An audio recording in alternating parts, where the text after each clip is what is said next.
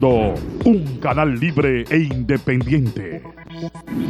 Cinevisión, Canal 19.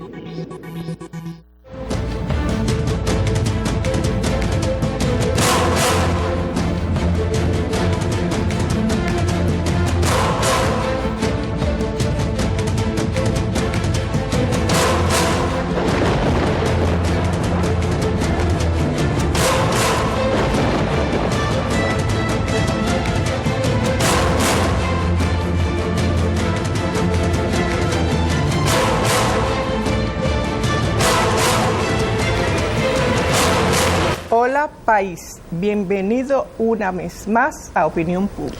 Hola, que hoy se siente regocijada por tener uno de los jóvenes más brillantes que tiene el Congreso Nacional. Yo creo que es un político por ósmosis y él nos va a hablar de esa tradición en su familia cuando empecemos a desarrollar el programa. Hola Sandra. Hola Lindita, de Wellington al Norte hay que hablar mucho. Pero no solamente enfocarlo por lo que fue su padre, que Dios lo tenga en gloria, un destacado dirigente del PRD. Se podría decir que uno de los hombres que más luchó en el Partido Revolucionario Dominicano. Pero hablar de Wellington al Norte es hablar de una joya política. Aquí hay muy pocas joyas políticas, tú lo sabías, Lindita, ¿verdad? Sí, porque se ha preparado, él es abogado, también tiene maestría, también en política, y ha cursado por todas partes del mundo con cursos y también seminarios sobre política. Él se ha preparado para esto, pero no solamente esto, como Virginia. Hillary dijo que se preparaba para el debate y también se preparaba para ser presidente de Estados Unidos. Qué bueno lo que tú has dicho, Lindita. Sí, esa mujer está preparada para ser la próxima presidenta de los Estados Unidos. Ustedes lo saben, yo no oculto mis preferencias y me siento privilegiada de ser directora de su sector externo para la República Dominicana. Entonces, estoy maravillada con que Wellington al Norte, oigan bien, el otro día me reí muchísimo porque alguien en un café se forma una discusión y dice, no, porque Wellington y, ¿cómo se llama el síndico? David Collado. Wellington, perdón, no es que no sé cómo se llama el síndico, que Wellington y David Collado. Entonces dice, no, que ellos hasta se parecen en su porte, pero realmente lo que hemos visto en Wellington es una humildad muy parecida a su padre. Es un muchacho bien humilde. Y a su madre también. Y a su madre, Guadalupe. Su madre Guadalupe, guay, Dios mío, qué mujer, qué tremenda mujer. Ambos diputados al Congreso. Al Congreso, es mi gran amiga. Y quiero decirle que cuando yo vi a Virginia tan maquilladita y tan bonita hoy, yo dije, tenemos un invitado de lujo, sí, segurito, porque ella se pone, Romana se esmera. Ay, yo no pude ir donde Romana hoy, Lindita, pero ella me enseñó unos truquitos que yo más o menos me los usé, pero claro, yo no dejo de ir a Marcia Beauty Center, ahí en la Plaza Bolívar. Donde ponen a Virginia al pie de la letra y a mí también, desde luego. Pero mira qué colores te combinó. Sí, muy bien. Romana es una joya. Es una joya, pero no pueden despegarse de sus televisores porque ustedes saben que Opinión Pública es un programa objetivo, imparcial. Y que aunque yo tenga mis preferencias políticas, pues Winston Arnott y yo somos buenos amigos. Wellington es el papá. Es que yo le diga, yo los confundía los nombres. Y el asunto es que estaba yo disfónica, un poquito agripada, pero yo dije, yo no me pierdo de ir a hacer esta entrevista con la lindita bella que es Virginia Goris. Nos vamos a la pausa, porque en el retorno, todo lo que viene es bueno con Winston al no. Ay, Dios. Wellington.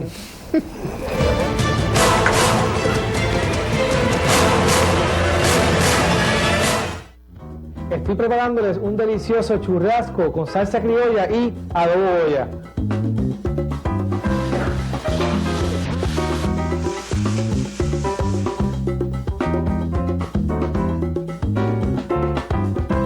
Que es la combinación perfecta de especias aromáticas para cualquier plato.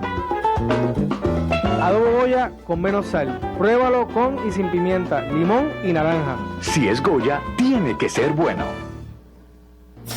Noroeste, ese es tu país, solo esperando por ti. Tu país lo tiene todo y todo por descubrir.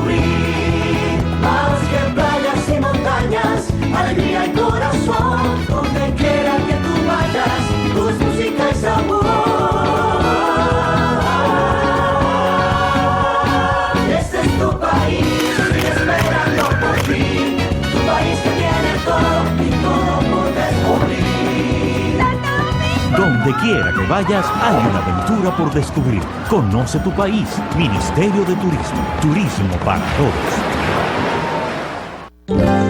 Hay una tierra en el Caribe llena de vida y color, que despierta sentimientos y que llena de emoción. Siempre ha sido la primera, de riquezas está llena, de alegría que se entrega a quien a esta tierra llega. Es una tierra de primera, una tierra con historia que nos corre por las venas. Es una tierra de primera, playa, cerveza, cacao y ron, tabaco, merengue y un gran corazón. Es una tierra de primera, una tierra generosa, una tierra de primera. Ministerio de Industria y Comercio, generando empleos y progreso.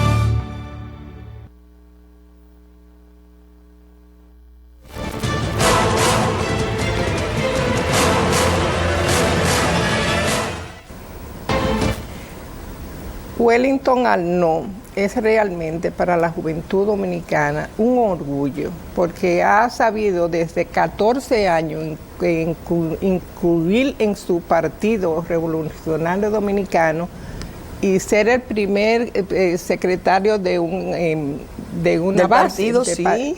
Yo quiero que él nos diga cómo ha sido esa trayectoria que lo ha llevado a ser uno de los diputados mejor votados en las pasadas elecciones del 2010. Muchísimas gracias. De verdad que estar con dos jóvenes, Ay, gracias. amigas de muchos años, Sí.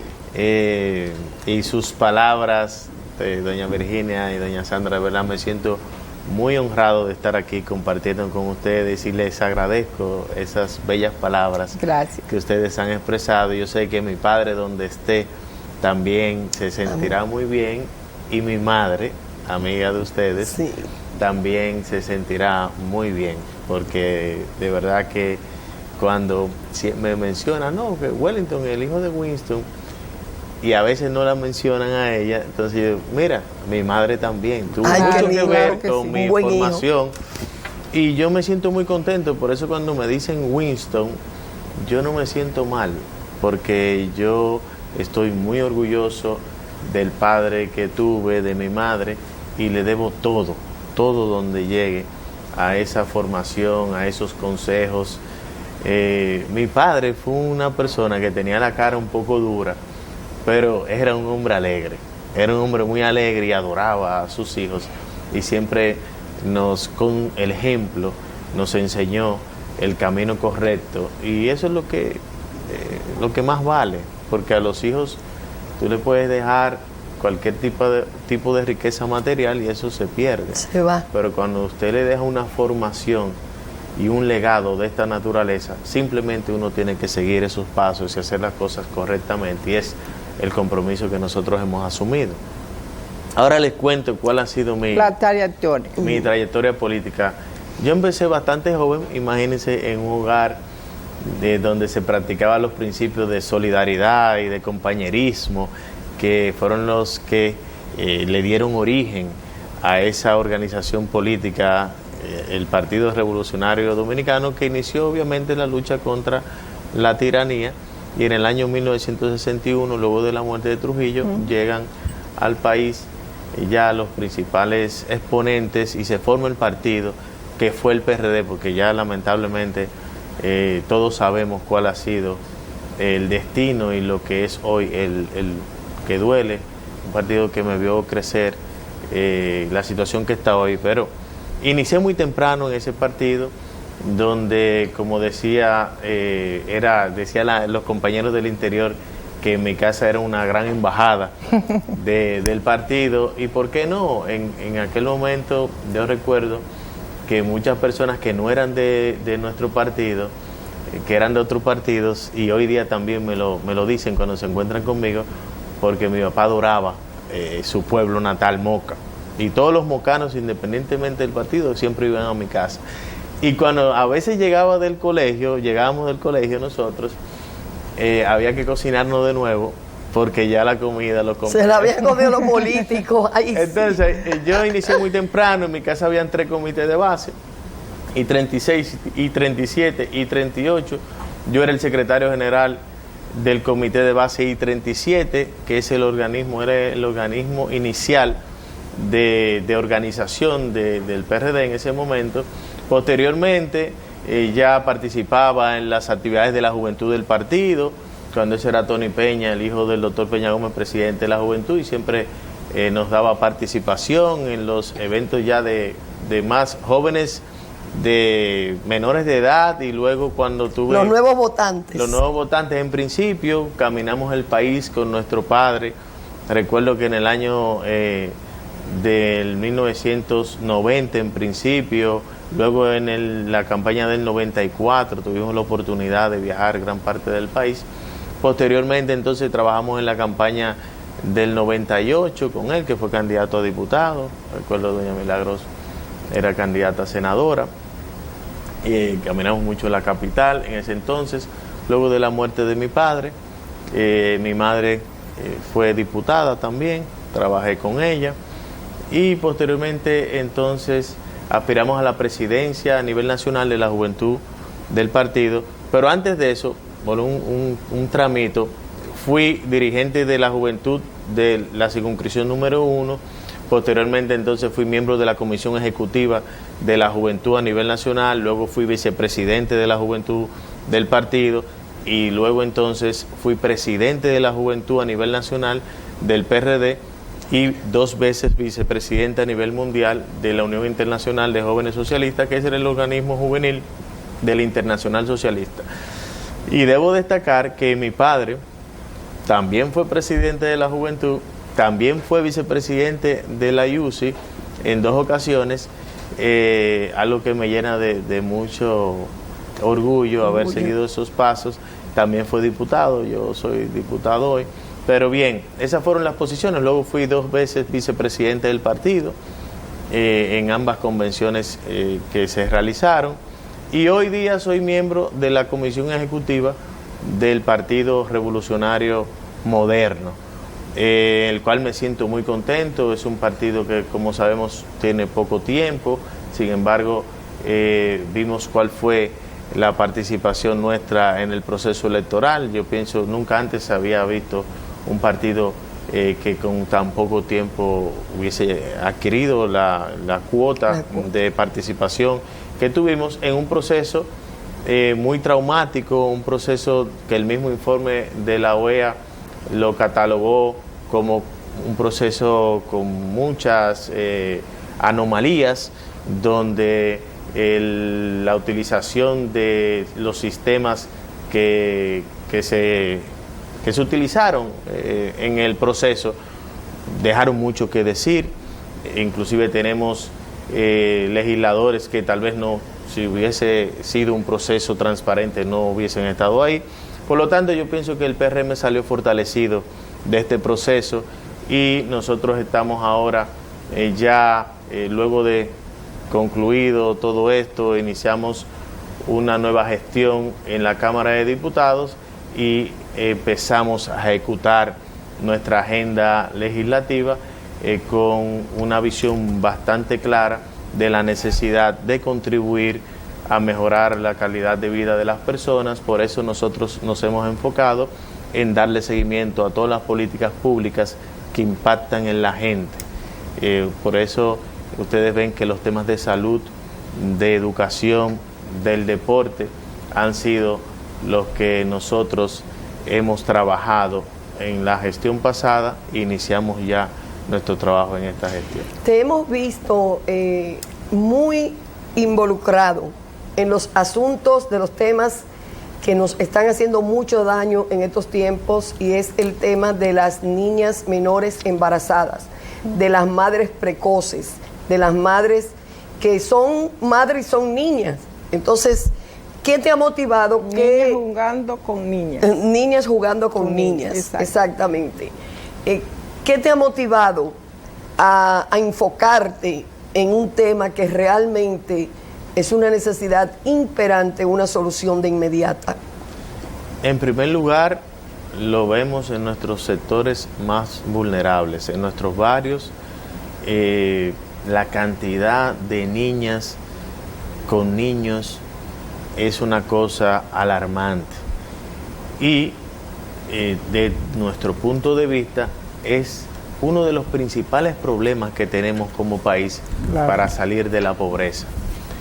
Yo tuve la oportunidad de participar hace 2 años en el 5º Foro contra el Hambre que se celebró en un hotel de la capital, que organizó el Frente Parlamentario contra el Hambre, que dirigió de manera extraordinaria la exdiputada ahora Guadalupe Valdés, y el profesor Fernando Muckenberg, chileno, profesor de Harvard, en su exposición narraba lo que ocurrió en Chile en la década de los 70.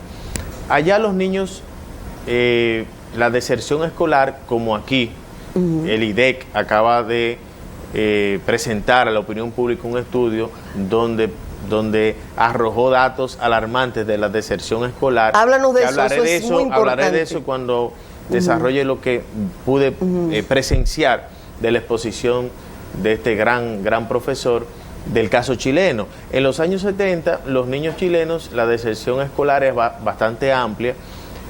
Los niños, la mayoría de niños, un 50% de los niños, no crecían al mismo nivel de lo que parecían normales, y ellos empezaron a investigar cuál es la situación, por qué los niños, esta gran cantidad de niños no se desarrolla con normalidad, y pensaban que era una enfermedad, pero fruto de los estudios se dieron cuenta de 2 cosas: la desnutrición, en primer lugar la desnutrición, y también el alto índice de embarazo en adolescentes. ¿Qué sucede? Que cuando en la República Dominicana de cada 100 niños que nacen, 23 son hijos de una menor entre 10 y 17 años. Alarmante. Número 1, lo que impacta en la familia. Las niñas atendiendo niños, eso es un trauma para toda la familia, reitero. Lo que debe de ingerir una mujer en el estado de embarazo, los nutrientes que debe de consumir para ella y obviamente para el bebé, son necesarios para el desarrollo de su capacidad y el desarrollo intelectual de toda su capacidad cognitiva y de todos sus órganos en sentido general. Pero en la mayoría de casos esto no sucede, porque una niña primero esconde en los primeros meses, en la mayoría de casos que está embarazada, no va al médico la cantidad de veces que tiene que ir, entonces trae al mundo un niño que no ha recibido los nutrientes necesarios. ¿Qué tiende esto a repercutir entonces? Bueno, que ese niño va a ir creciendo, y cuando ya sea un niño que va a ingresar a las escuelas, no va a poder desarrollar su capacidad, no va a aprender y en definitiva no se va a insertar a la sociedad de manera productiva. Ellos se dieron cuenta de eso y empezaron a concientizar a las madres de primero la nutrición de sus hijos, después de la necesidad de ir las veces que tienen que ir en el estado de embarazo, a hacerse los chequeos que tienen que hacerse. Resultado, en una década redujeron todos sus índices de embarazo en adolescentes, los niños empezaron entonces a crecer de manera normal, los jóvenes se fueron insertando de manera también positiva en el mercado laboral, y ellos sí hoy tienen la sociedad que tienen. Pero como eso no se ve de inmediato en la República Dominicana, lamento decir que no se le ha dado el carácter que se le debe de dar a este problema grave que tenemos como país, porque no se ve, pero tiende a repercutir. A veces tú te das cuenta de personas, primero el índice de deserción escolar que presentó IDEC, conjuntamente con esta organización, bueno, conjuntamente con UNICEF, que presentó un informe alarmante de que en la República Dominicana mueren diariamente 13 bebés de menos de 28 días con la lo más grave para mí, con la particularidad de que el propio informe dice que 10 de estos 13 bebés pudiera evitarse que murieran. Y el informe del IDET de la deserción escolar es por varias razones, pero una de las razones es esa, que aquí todavía no le hemos dado la importancia que tiene esto, como dije, porque no se ve de inmediato, pero después que un niño no ha recibido los nutrientes que necesita recibir, usted puede invertir lo que usted quiera, pero ese niño no va a poder adaptarse ni va a poder aprender lo que debe de aprender para posteriormente ser una persona que se inserte en la sociedad de manera productiva y nosotros podamos lograr el desarrollo de un país. Porque ¿cómo se logra el desarrollo de un país? Claro. Es con las personas, es con la gente. Por eso yo siempre recuerdo ese mensaje del doctor José Francisco Peña Gómez, que decía primero la gente. Primero la gente, y presenciamos hoy día, que lamento también, porque yo lo que pienso es que todos debemos contribuir a tener un mejor país. Claro. Por lo que lucho es porque las cosas se hagan bien. No quisiera tener que decir que, por ejemplo, el programa de salud materna, que tiene un presupuesto de 100 millones de pesos para el 2016, al 31 de agosto solamente se han ejecutado 3 millones de pesos. No quisiera decirlo, quisiera decir que se han ejecutado, porque en qué cabeza cabe que todos nosotros, los dominicanos y las dominicanas, no queremos tener a una niñez que tenga todas las oportunidades, tanto de salud, de educación, para que puedan crecer sin ningún tipo de problema y mañana tengan oportunidades de insertarse al mercado laboral. ¿Quién no quisiera eso? Pero es lamentable lo que estoy diciendo. Pero para ya concluir con el tema del embarazo en adolescentes, entiendo que se debe de generar, porque cada año hay informes. El año pasado duró como 2 semanas en la opinión pública el tema del embarazo adolescente. El año está pasado también. Todos los años es lo mismo. Y yo tengo 7 años, 8 años. Todos los años lo mismo. Nosotros sometimos una modificación al proyecto de ley de presupuesto del año pasado para que se incluyera como programa prioritario y protegido el programa de embarazos en adolescentes. Sin embargo, esto lo guardaron. No se pudo modificar el presupuesto, porque a partir del año pasado los programas de prevención de embarazo en adolescentes, que lo podíamos identificar en el presupuesto, fueron eliminados. O sea, nosotros le dábamos seguimiento en nuestro rol fiscalizador, los programas de prevención que estaban incluidos en el programa del Ministerio de la Mujer y también en el Ministerio de Salud Pública, y podíamos evaluarlo en un monitoreo permanente. Sin embargo, a partir del año pasado lo desaparecieron. Oye, Virginia, caramba, qué cosa. Es que tú acabas de decir una palabra clave, Wellington. Tú hablaste de prioridad, y el sistema de protección de niños, niñas y adolescentes habla de que los niños son prioridad y que toda prioridad es obligatoria, ¿verdad? Es generar que no se queden palabras, sino que todos los poderes del Estado, porque todos los poderes es un tema integral. Claro. Y la solución debe ser integral, porque impactan varios factores en el embarazo en adolescentes. Por lo tanto, poner esto como una prioridad y empezar a ejecutar políticas públicas que vayan a reducir de inmediato los índices alarmantes de embarazo adolescente. A veces Virginia me ha dicho, Wellington, y nos vamos a la pausa, claro, a veces Virginia me ha dicho, oye, pero ¿de qué? Pero tú tanta lucha con la niñez y nadie, porque esa es la problemática. Pero yo creo que ha llegado el momento, porque es importantísimo que el Estado se enfoque en la prioridad que es la niñez. Es importantísimo que se le dé a los niños el lugar que ellos merecen y la protección en la prevención. Nos vamos a una pausa, ¿verdad, Virginia?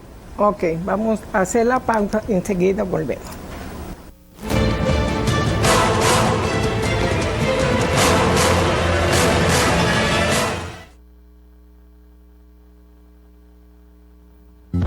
Estoy preparándoles un delicioso churrasco con salsa criolla y adobo Goya.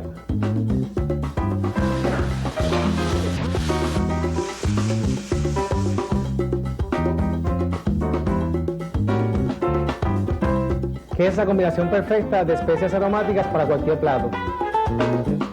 Adobo Goya con menos sal. Pruébalo con y sin pimienta, limón y naranja. Si es Goya, tiene que ser bueno. Noroeste, este es tu país, solo esperando por ti. Tu país lo tiene todo y todo por descubrir. Más que playas y montañas, alegría y corazón. Donde quiera que tú vayas, tu es música y sabor. Este es tu país, esperando por ti. Tu país que tiene todo. Donde quiera que vayas, hay una aventura por descubrir. Conoce tu país. Ministerio de Turismo. Turismo para todos.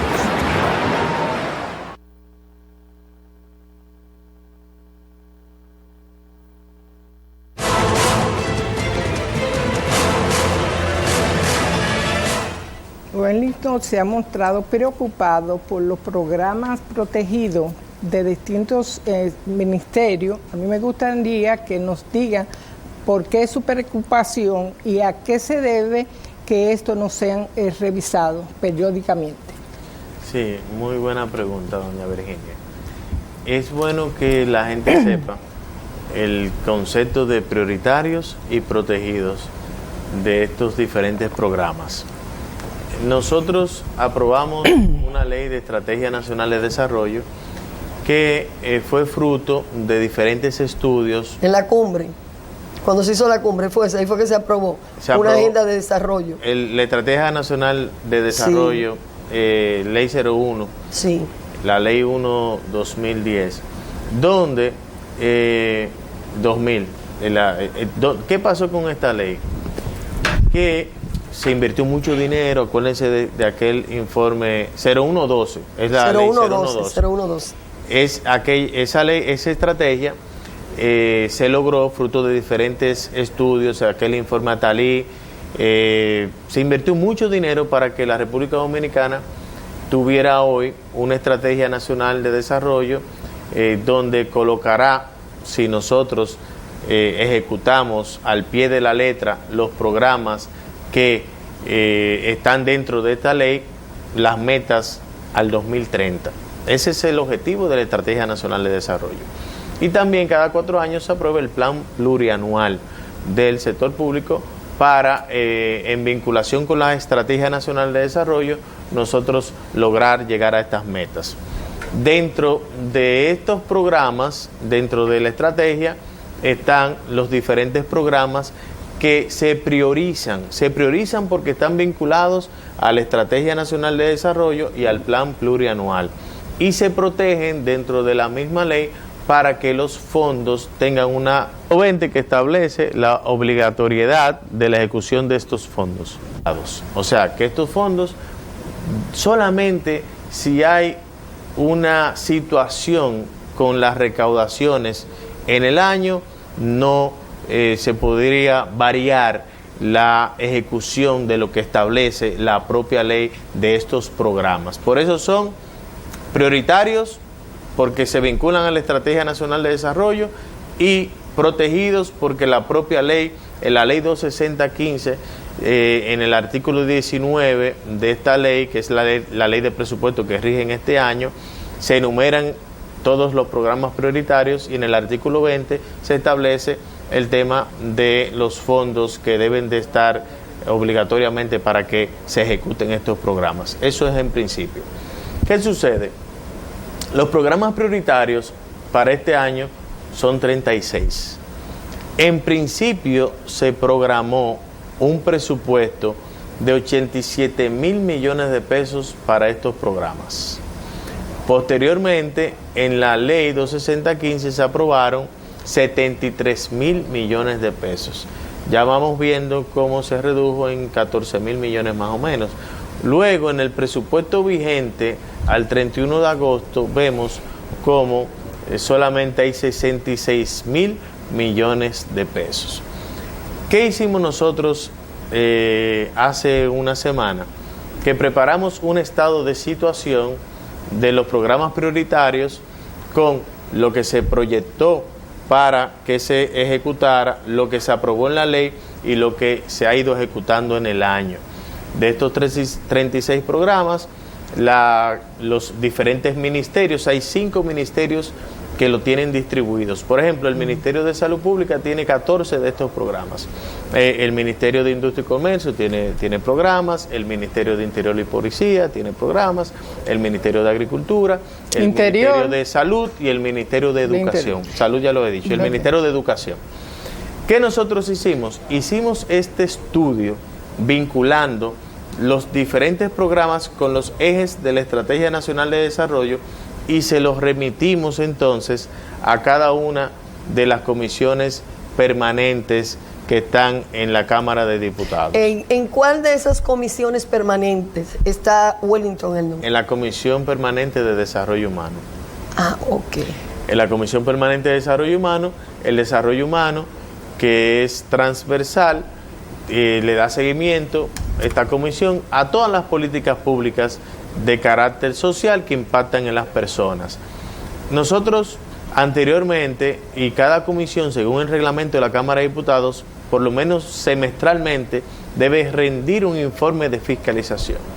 Nuestra comisión lo hizo trimestralmente en todo el periodo pasado, dándole seguimiento a los programas que elegimos de nuestro interés, como embarazo en adolescentes, el tema del desayuno escolar en aquel momento, 5 o 6 programas que nosotros le dábamos seguimiento, y a los programas prioritarios que se aprobaban también, a todos los programas, y entregábamos trimestralmente estos informes de fiscalización. Pero ¿qué sucede? Que lamentablemente estos programas veíamos que el seguimiento y los trabajos que nosotros realizamos al final del día no tenían el impacto que nosotros esperamos. Por eso elaboramos este estado, se los entregamos a las diferentes comisiones permanentes para que tengan un insumo y le den seguimiento. No es lo mismo una sola comisión que le dé seguimiento a los programas prioritarios que las 6 comisiones. Entonces, esas 6 comisiones le dan seguimiento a los programas prioritarios, rinden un informe, y ahora que tenemos el proyecto de presupuesto ya en el Congreso, no ha llegado a la Cámara de Diputados todavía, pero ya está en el Congreso, los programas y los fondos que no se han ejecutado, por ejemplo, en este año, por las razones que deben explicar los responsables de darle seguimiento a estos programas de los diferentes ministerios, deberían ser invitados a la Cámara de Diputados. ¿Qué vamos a hacer con esto? Bueno, los fondos que no se han ejecutado para estos programas, vamos a incluirlo en el proyecto de presupuesto de este año para que el año que viene se ejecuten estos programas con los fondos que sí se programaron y poder entonces llegar al punto donde debimos estar según la propia Estrategia Nacional de Desarrollo. Porque si tenemos una ley que fue fruto de diferentes estudios profundos para llevar al país al 2030 a diferentes metas, es una responsabilidad nuestra que esto se ejecute. Claro. Y el seguimiento debemos de darlo nosotros, el Congreso, como contrapeso y órgano fiscalizador. Igualmente tienen que hacer su trabajo en la Cámara de Cuentas y la Contraloría, pero el tema de seguimiento a las políticas públicas y a estos programas es un rol que le corresponde al Congreso. Y entiendo que si nosotros le damos ese seguimiento, ese monitoreo a los programas, estamos contribuyendo al desarrollo del país. Por ejemplo, ya fue depositado en el Senado el presupuesto para 2017. A mí me gustaría que nos dijera cuál es su preocupación, cuál es su opinión en cuanto que hay muchos ministerios que están diciendo que lo que está presupuestado no le va a rendir en el 2017. Fíjese, doña Virginia, como dije, el proyecto de presupuesto está en el Congreso, pero todavía no ha llegado a la Cámara de Diputados. O sea, nosotros no conocemos la pieza todavía. Le prometo que cuando la conozcamos, yo puedo hablarle sin ningún tipo de problema, explicarle, porque me gusta. Todos los años lo reviso, hago un estudio, y por eso usted puede percibir que le estoy hablando del propio presupuesto, pero del vigente, del que se está ejecutando hoy. Cuando tengamos ya la oportunidad de verlo, de estudiarlo, entonces vamos a fijar nuestra posición en torno a lo que es este proyecto de ley de presupuesto. Estoy mirando que verdaderamente Virginia y yo no nos equivocamos cuando desde el principio le dijimos que se trata de un diputado diferente. La verdad que no lo vamos a criticar a todos. Hay diputados muy buenos, pero los jóvenes, la juventud, capacitarse y llegar a los conocimientos que vemos en Wellington nos hace sentir bien. Yo quisiera que Wellington, porque vamos a entrar en un tema ya de política atrás, o sea, ¿qué opina Wellington del profesor Juan Bosch, del doctor Joaquín Balaguer y del doctor Francisco Peña Gómez, que fue también mi gran amigo? Esa es una pregunta que me gustaría, porque quiero ver qué sienten los jóvenes de esta generación, políticos como tú, capacitados, o sea, qué visión tienen de esos líderes.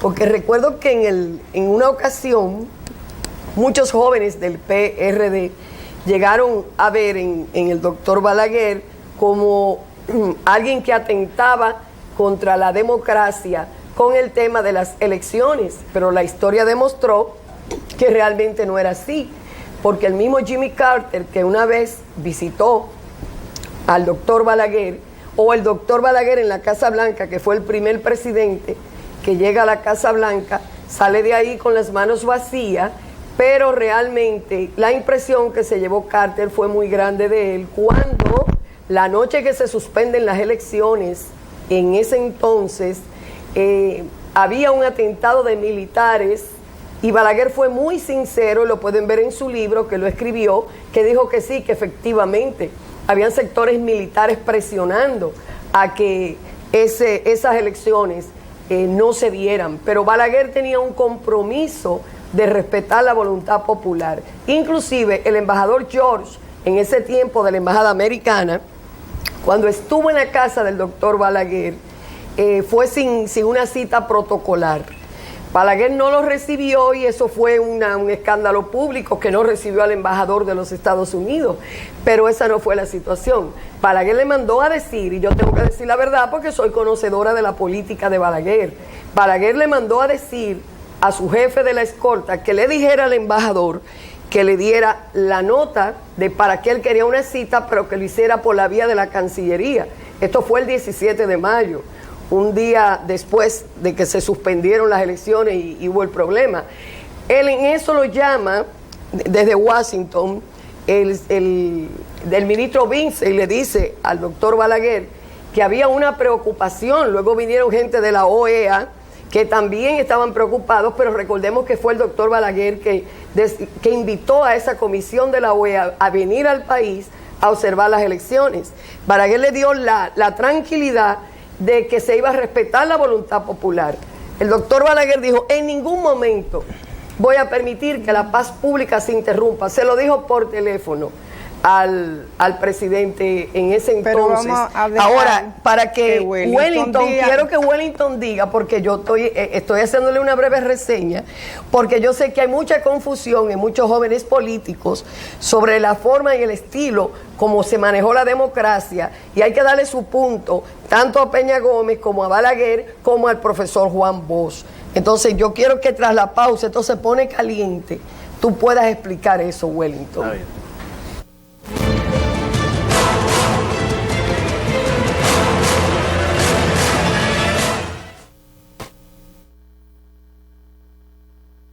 Una tierra en el Caribe llena de vida y color, que despierta sentimientos y que llena de emoción. Siempre ha sido la primera, de riquezas está llena, de alegría que se entrega a quien a esta tierra llega. Es una tierra de primera, una tierra con historia que nos corre por las venas.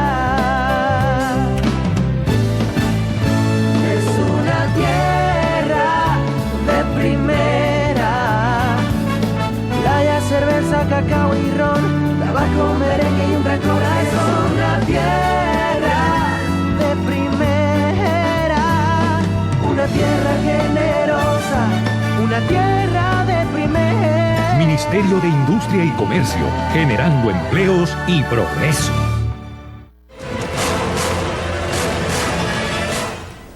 Y el panorama se calienta con Wellington Arnaud. Ustedes no saben.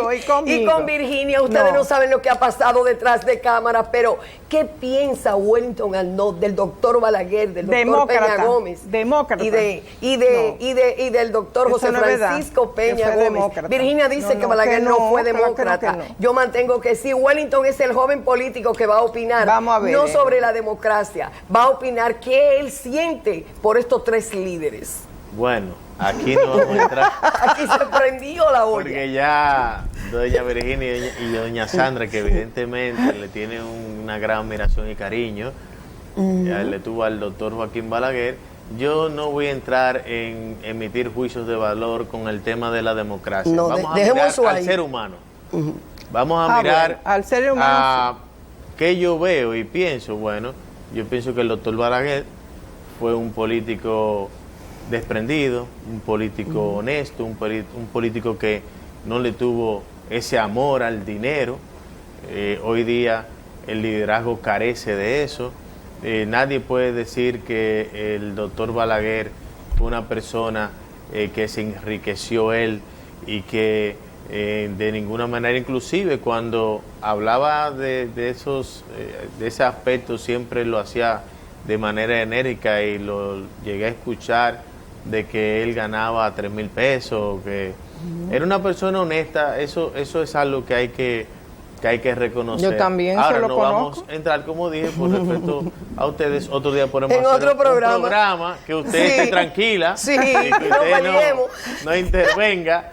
Podemos hacer un análisis ya político profundo con el tema del proceso histórico, la democracia, del proceso histórico y del rol que jugó el doctor Joaquín Balaguer. El profesor Juan Bosch fue un hombre extraordinario que dejó un legado en la República Dominicana, al país, a la juventud dominicana, con un sinnúmero de obras y también un lenguaje llano que se conectó, y por eso logró en el año 63 llegar a la presidencia de la República. Conectó directamente con ese lenguaje, los tutumpotes, fueron unos términos de los hijos de Machepa, los tutumpotes, que él logró captar en un momento donde él no tenía, era, se podría decir, el candidato nuevo,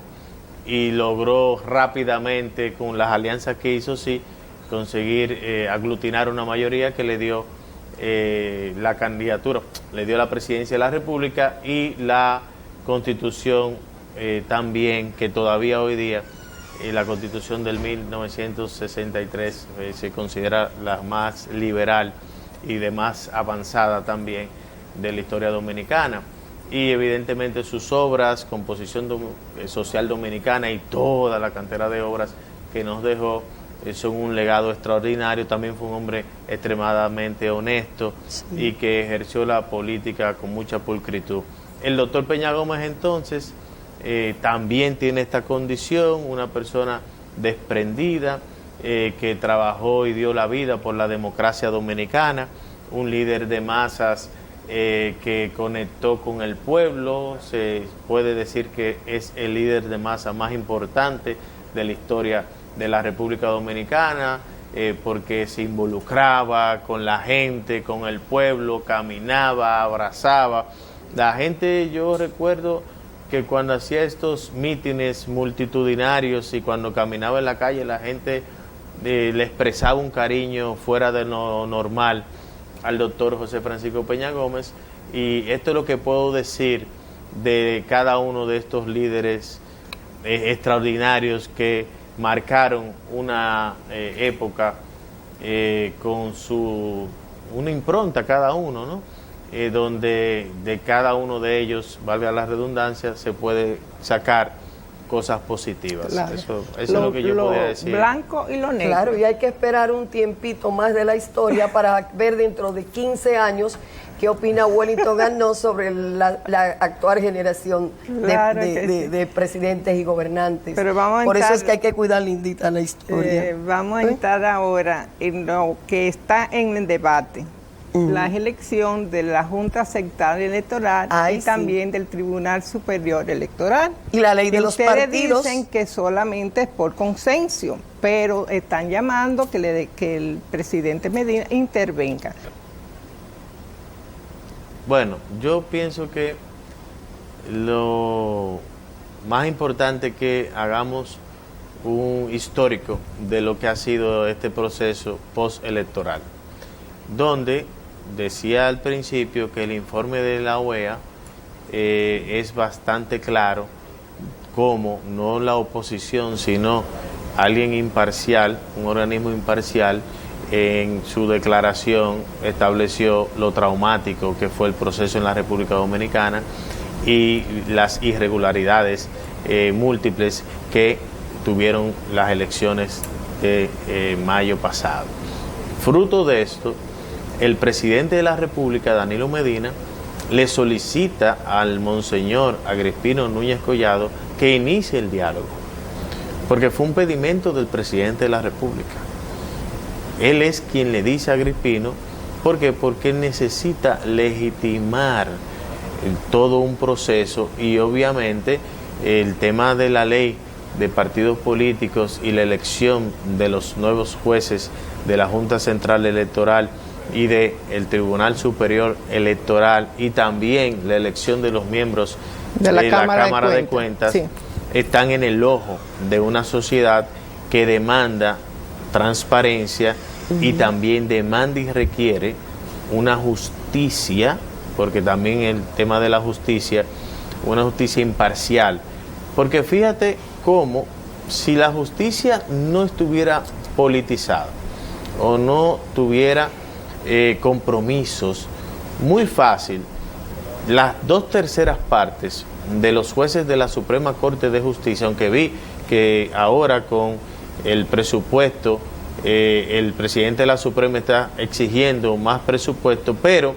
según la propia ley 19404, que establece el porcentaje del 2.66 para la justicia, si las 2/3 partes de los miembros de los jueces de la Suprema Corte de Justicia, vía una instancia, pueden hasta inhabilitar al director del presupuesto, al director del Banco de Reserva, al administrador del Banco de Reserva, y también creo que es al de presupuesto, al administrador, y hay otro funcionario que interviene en la erogación, en la erogación.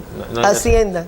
Presupuesto, Hacienda. No es de Hacienda, pero al Tesorero Nacional. Al Tesorero Nacional, sí, que deben de hacer cada mes la erogación de los fondos para la justicia. Si tuviéramos una justicia independiente, entonces ellos pudieran hacer esta exigencia. ¿Y por qué una justicia independiente?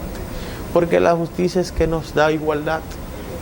Mientras no hay una justicia real, el país pierde inversión, y al perder inversión, porque la gente no cree, o sea, no tiene confianza en un Estado donde no estén claras las reglas de juego, ¿eso qué produce? Bueno, que no se invierta, no se genere empleo, no se genera riqueza, y es un círculo vicioso que afecta a la imagen del país y al desarrollo del país. Por lo tanto, no es tan sencillo. Aquí hay una crisis política hoy en día.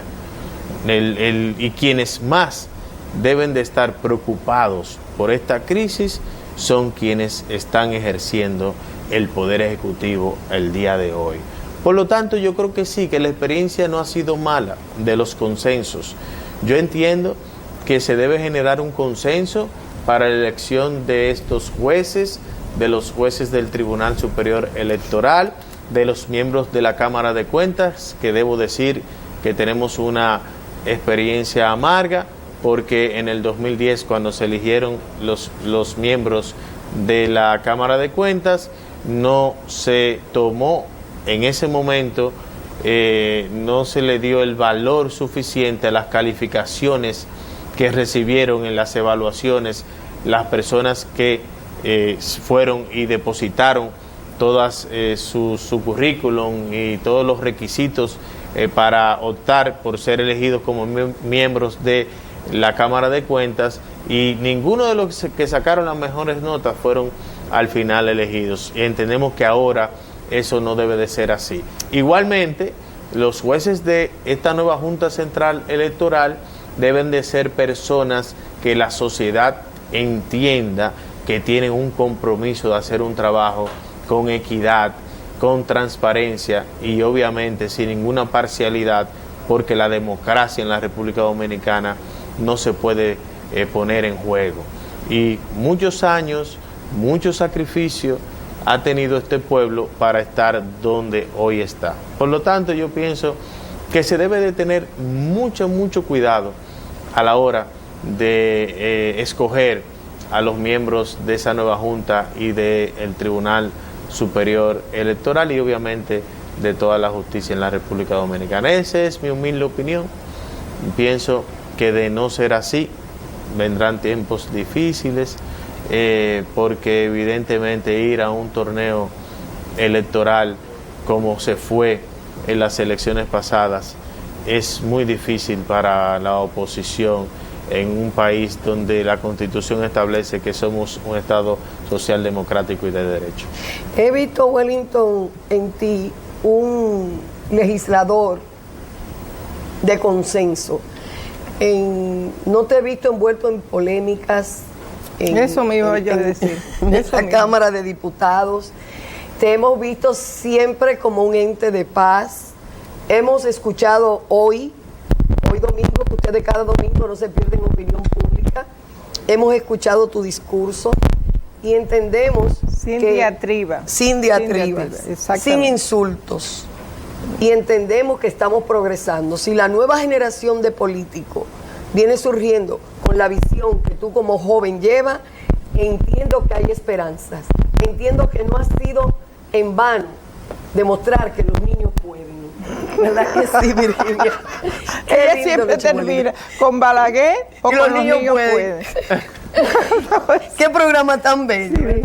Qué bueno, gracias a ustedes. Qué bueno llevar este mensaje tan positivo no solamente al pueblo dominicano, sino a los jóvenes que tienen que ingresar a la política para que las políticas públicas sean correctamente iniciadas. Y que vuelva a ser la tribuna pública ese lugar donde se forme la nueva generación, ¿verdad que sí? Y se terminen esos insultos, como decía Virginia hace un momentito. Gracias, Wellington, gracias, por estar en opinión pública. Dejamos esta puerta abierta para que vuelva a hacer un análisis de la democracia y Balaguer cuando vuelva. ¿Pero va usted sola o va yo sola? A ella sola, porque si yo le gano. Si vamos al debate, le voy a ganar, porque le voy a demostrar que Joaquín Balaguer fue demócrata. Se lo voy a demostrar. No lo va a demostrar. Ya lo veremos. Pero vamos a hablar porque... Vamos a hacer ya la última... Sí. Llamado a la teloniense que nos vea el próximo domingo en otra opinión pública. Así es.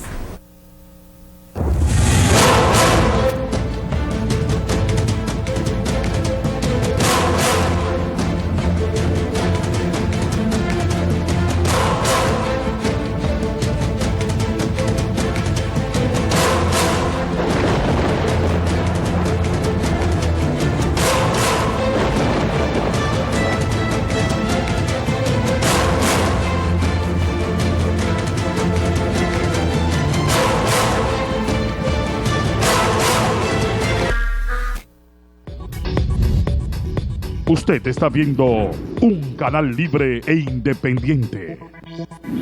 Cinevisión, Canal 19.